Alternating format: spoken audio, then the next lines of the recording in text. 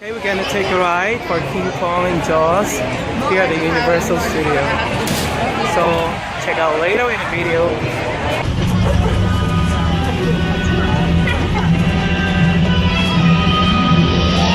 Alright, so I was playing a little trick on you there, April Fool's. That was actually Jimmy Fallon, shot that on Soundstage 25. I wanted to show you that clip to give you an idea of what a soundstage looks like on the inside. Take a look over here to your left. That is Soundstage 12. That's what a soundstage looks like on the outside. And in fact, Soundstage 12 is where they filmed the hit NBC singing competition. Oh, The Voice. Hi everybody, I'm Carson Daly from NBC's The Voice. I want to welcome you to the Universal Front Lot. Our show is filmed on Stage 12. It happens to be the largest soundstage on the Universal lot. Take a look. That is correct. One of our 35 sound stages. Soundstage 12 is one of the largest and housed many of these classic sets. Frankenstein's Lab back in 1931. Dracula's Castle back in 1931. The Scarface Mansion was filmed right inside Soundstage 12, as well as sets for Back to the Future, Jurassic Park, How the Grinch Stole Christmas, and of course, Couples Retreat. I'm going to pause it again, take a look at your screen. That is the empty inside Soundstage 12. That's an actual SUV right there in the middle.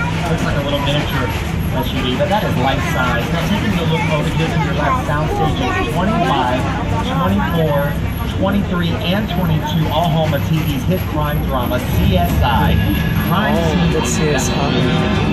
That stars Ted Danson and Elizabeth Shue. It's a big production here on our front line, taking up 4 of our sound stages. Yes.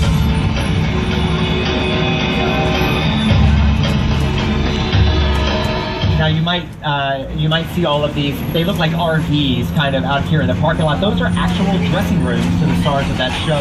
And now looking all the way over here to your left, Soundstage 27 over there to the left.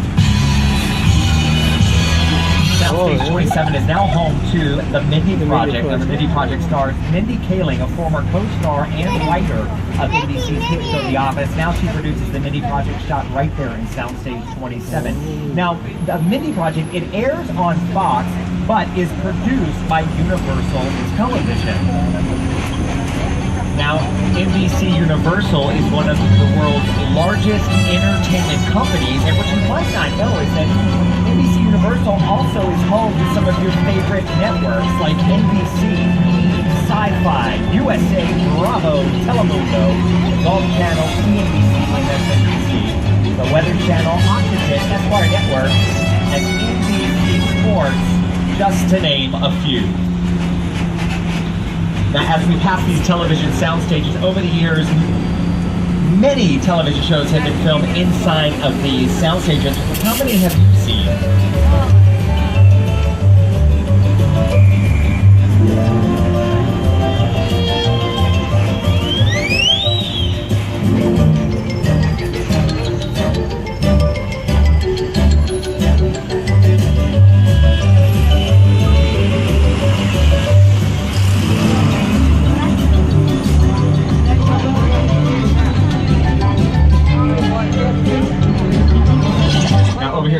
These bungalows over here used to be the dressing rooms of stars such as Rock Hudson, Doris Day, Lucille Ball, just to name a few. But today they are production offices for some of Hollywood's hottest writers, producers, and directors. One of these bungalows is home to Illumination Entertainment, those wacky guys that brought you the Despicable Me franchise, as well as Clorox and Hop, all have their offices right here.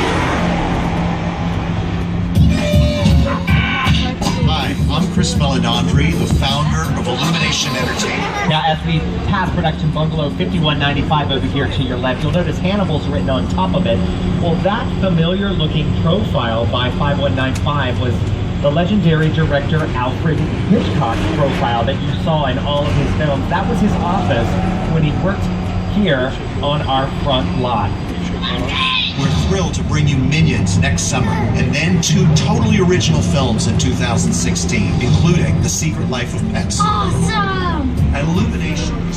All right, now we're going to take you away from our front lot and enter our back lot, where some of the biggest scenes have ever been filmed in the studios. I'm talking exterior scenes shot on a very grand scale. Now you're going to be seeing a bunch of buildings coming up that we call facades. Now facades are just the front and sides of a building. No interior space, it's just what the camera needs to see from the outside. And what looks like it's made out of stone and brick, don't be fooled. It's Hollywood, right? It's foam, rubber, and fiberglass, very lightweight set. Now take a look over here to your right, one of the most filmed streets on our back lot. That is our famous Brownstone Street. Take a look at this clip from Bruce Almighty. Grace, the dog! I'm in the shower! All right, I'm gonna pause that right there. That was filmed right outside on the steps of that brownstone right there. Outside good.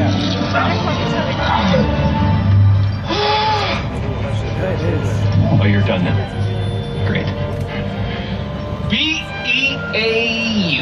Now back in 1973, The Sting, starring Paul Newman and Robert Redford, were filmed there. Also, the first movie musical of Annie, 1982. That's where she found Sandy, her dog, right there on our Brownstone Street. We're going to say goodbye to Brownstone Street now and enter our Courthouse Square. You might recognize Courthouse Square as the town of Hill Valley in Back to the Future. The back lot, the Courthouse Square, that inspired the entire climax to Back to the Future. So you might think to yourself, hey, the clock tower looks a little different now. Well, the clock tower got so recognizable by audiences worldwide from the success of the Back to the Future franchise that they ended up building a facade right in front of it to cover up the pillars. They took down the clock, and now they can use this location for future productions. This is their famous Ghostbusters starring Jennifer Love Hewitt. This was the town of Grandview, also one of my favorites as a kid.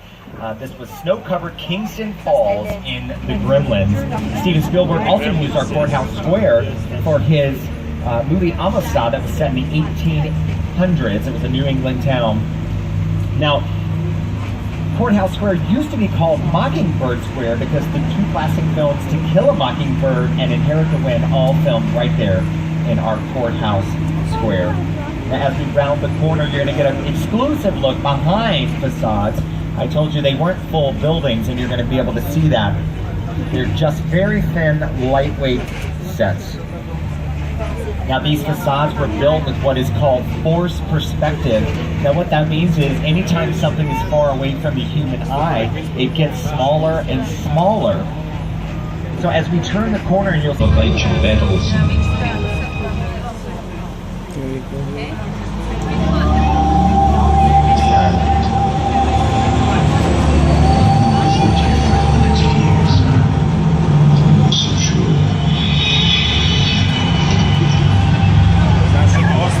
Ladies and gentlemen, welcome to Skull Island.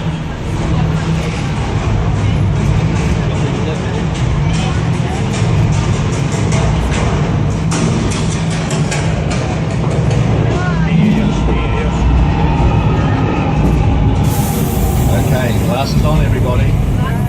We're back in Skull Island.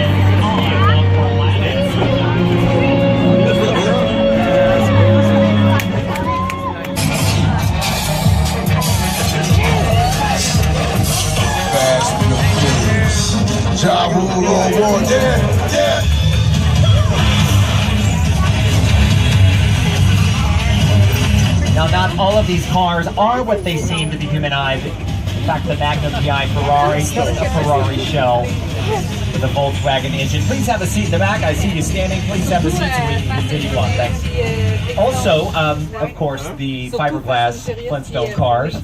And as we pass up here, you'll see a tank from Transformers. Don't let it fool you. The tank was actually made out of plywood. They did that so that they could tear down the tank in certain scenes and then rebuild it for take after take after take.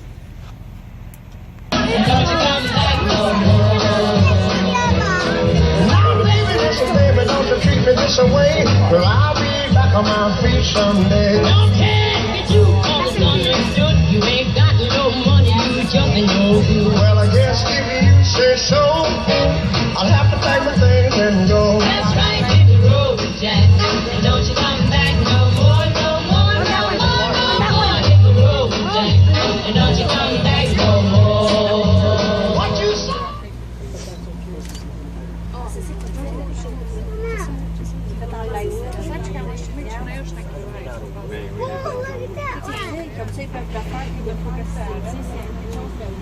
Actual picture cars and set pieces used in Steven Spielberg's hit Jurassic Park and the Lost World Jurassic Park. You're going to see the mobile lab. I'm going to play a scene for you really quickly. You're going to see that mobile lab coming up here on your left. Scene with Vince Vaughn and Julianne Moore. Mobile lab also made out of plywood, very lightweight. We hung that over one of our parking structures in filming this scene.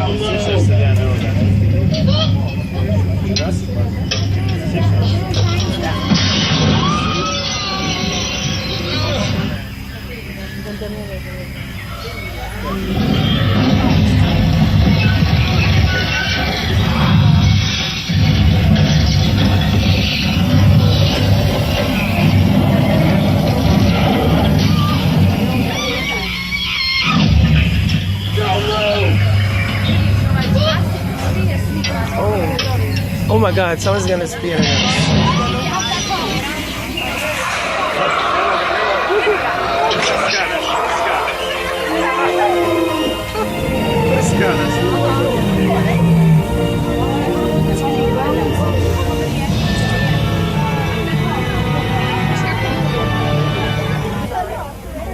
Hi, I'm Steven Spielberg, and it's hard to believe that over 20 years ago, I shot the first Jurassic Park film right here on the Universal lot at Soundstage 12. We built the entire visitor center inside that building, and even the massive dinosaur atrium.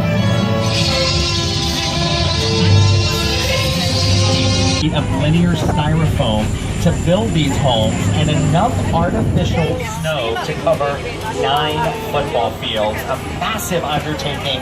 Here are some of the actual sets that were used in the filming. Now you'll take a look to the left and right and see these little Who cars. These Who cars were actual golf carts, the fiberglass shell put on top so that the actors could drive around in a functional car.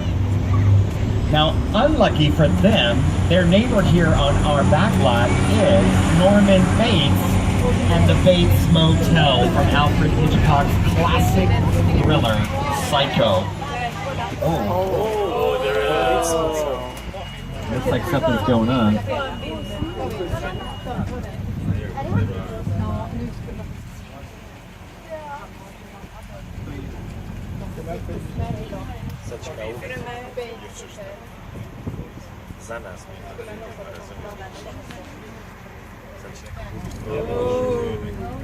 Oh, that doesn't look good.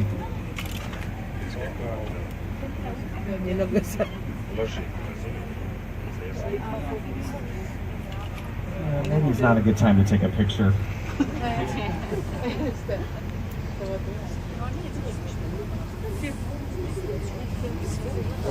Yeah, let's get out of here.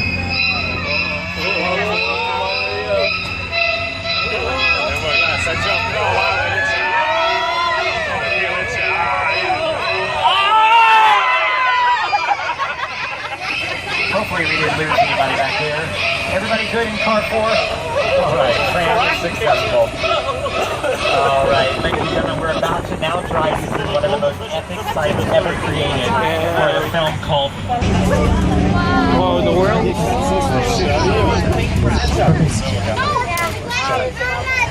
all designed around the vision of Steve.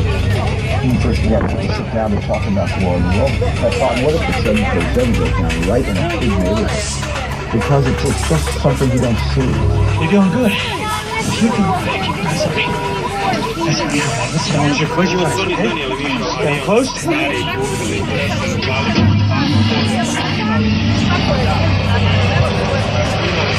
Bobby, get in. Now that is an actual Boeing 747 that was purchased by Universal Studios. It was taken to Nevada to be dismantled into 4 parts and then shipped here on flatbed trucks, except for the wing piece, which was too large to go down a highway. So they ended up having to fly that piece here. Now it took about 8 months to assemble this epic crash site here, and it was only used in the film for about 15 seconds. Now take a look over here to your left, coming up. That's massive building over there. And the massive building on the left will be our Fast and the Furious Supercharged, the all-new grand finale ride on the studio tour coming this summer. So make sure you come back in celebration of the tour's 50th anniversary. So that will be the new attraction. Came on screen, it seemed like it started to thunder and lightning and rain would just come battling down on those giants. Well, creating that type of extreme weather takes a lot of work here in beautiful, sunny Southern California.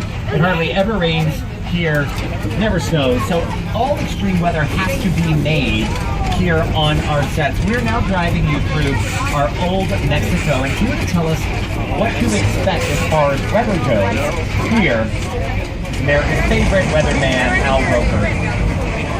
Hi everybody, here's today's forecast for the Universal. It's going to be sunny and dry in 6 Points, Texas. Cool and cloudy in Little Europe. Expect snow and sleet on New York Street. And we've got a high chance of fog and precipitation for Skull Island, Amity Island, and Island of Jaws. That's your forecast for today. Now here's a look at what's going on in your neck of the woods.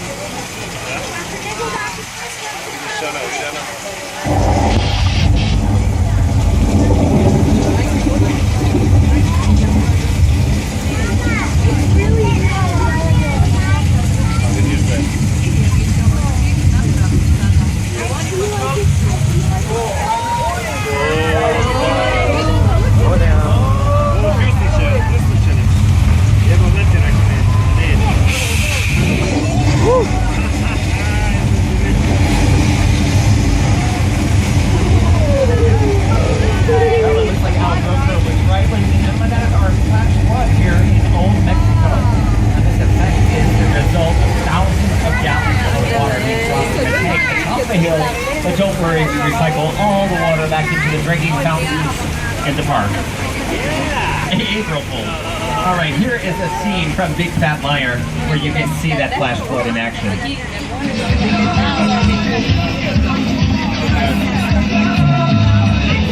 You can't never do walk,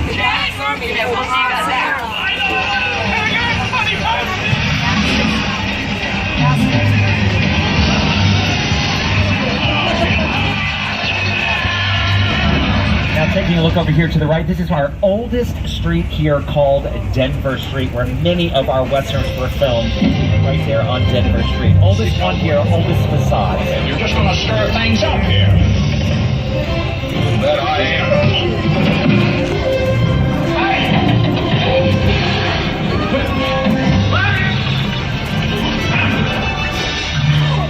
Now taking a look over here to your left, you're going to see some of the facades of our 6 Points, Texas.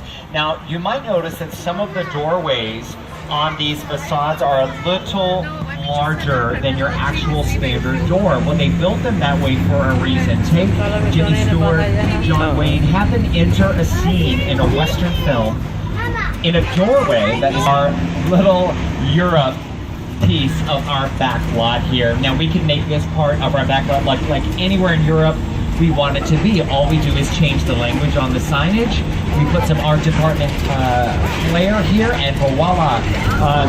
HBO's True Blood has recently filmed here, as well as Pirates of the Caribbean. But we cannot talk about our Little Europe without talking about our monster movies. Now, I'm going to have to get off the mic here shortly because coming up we're going to be passing Home and Family on the Hallmark Channel. They're filming today, but many of those old monster flicks like Dracula and Frankenstein all filmed right here in what we call our Court of Miracles.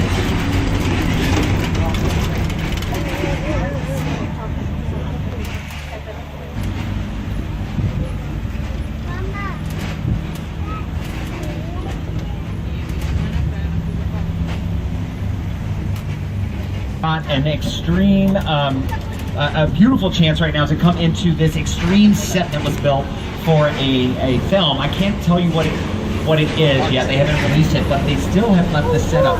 This is made to be looking like a San Francisco subway station. And this is what's known as a hot set here in Hollywood. That means the art department has come through and made all of the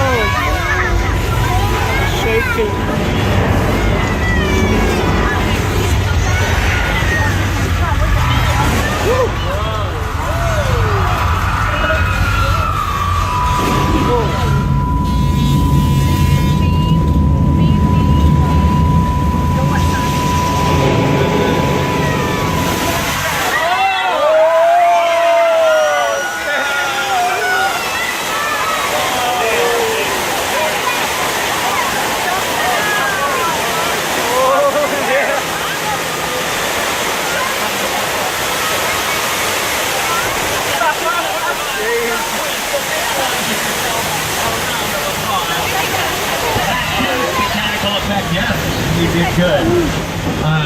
That huge mechanical effect we have used in film and television shows on this episode of Bones.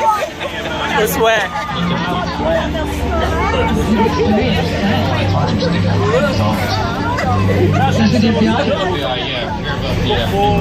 That's him, right over there. You alright? Hindi ako nakapagpalit. Yeah, we're going to Jaws. Oh, don't worry, we have swept the bottom of this sure that it's safe to go back in the water. Oh no.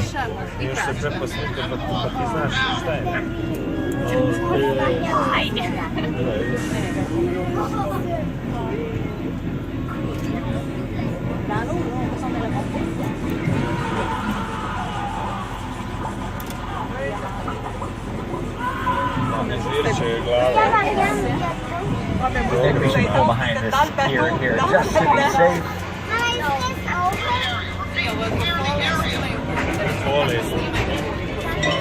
oh good.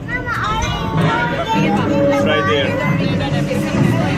It's right there.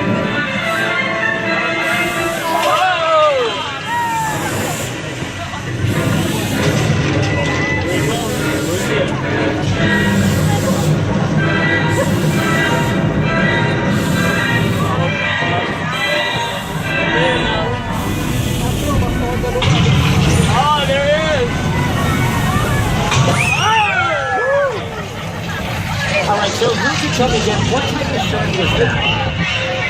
A great white shark? No, that was a plastic shark. but it did the trick, huh? So we wanted to show you that plastic shark to give you an idea what this.